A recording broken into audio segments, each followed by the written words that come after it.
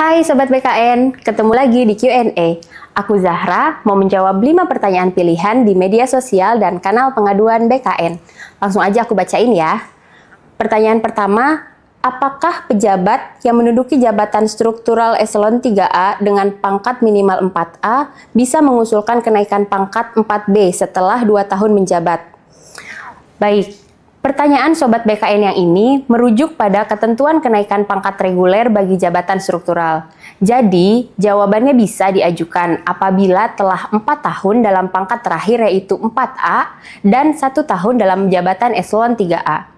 Lanjut ke pertanyaan kedua ya. Pertanyaan kedua, apakah bisa ASN pindah sebelum habis masa perjanjian 10 tahun? Pindah menggunakan nota dinas, tidak pindah permanen tapi cuma 1 tahun. Oke. Pertanyaan ini soal boleh tidaknya mutasi sebelum masa perjanjian berakhir. Nah, jadi begini ya, karena Sobat BKN sudah menandatangani perjanjian masa kerjasama selama 10 tahun, maka baru bisa mengajukan mutasi setelah minimal 10 tahun masa pengabdian, terhitung sejak pengangkatan sebagai PNS. Kecuali dalam rangka diperbantukan, seperti kasus yang tadi dicontohkan pada pertanyaan sebelumnya. Karena PNS dapat diperbantukan melaksanakan tugas di instansi pemerintah atau di luar instansi induknya untuk jangka waktu tertentu.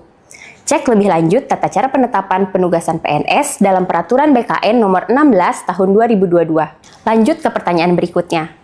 Merujuk pada aturan baru dari BKN tentang memberikan kemudahan pencantuman gelar, di tempat kami masih saja dipersulit dengan diadakan ujian. Padahal secara umum kami kuliah juga bayar sendiri dan diakui juga oleh negara ijazah kami. Kenapa di tempat kami masih saja dipersulit? Bahkan ada yang sampai gagal 3 kali dalam ujian tersebut.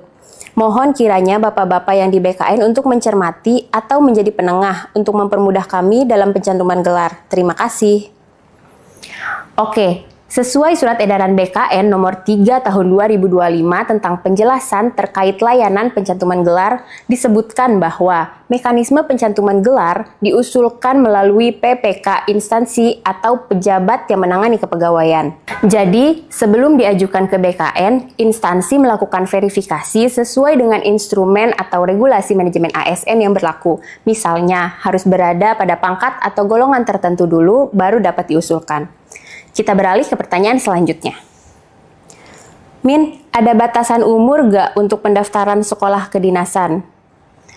Oke, jadi dalam setiap pendaftaran, baik untuk kebutuhan ASN, termasuk seleksi sekolah kedinasan, ada ketentuan mengenai batasan usia minimal dan maksimal pendaftar yang disesuaikan dengan kriteria yang ditetapkan instansi, termasuk mengenai kriteria tertentu seperti tinggi badan dan sejenisnya.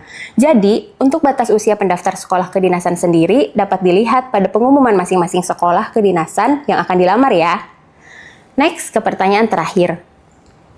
Min, apakah tidak bisa mendaftar sekolah kedinasan menggunakan kualifikasi pendidikan S1? Pada dasarnya, pendaftaran sekolah kedinasan diperuntukkan bagi pelamar kualifikasi pendidikan SLTA atau sederajat. Namun, apabila dari aspek usia masih bisa, silakan mendaftar dengan menggunakan kualifikasi SLTA yang dimiliki. Nah, itu dia jawaban dari 5 pertanyaan pilihan yang ditanyakan oleh Sobat BKN. Gimana nih? Udah paham ya sekarang?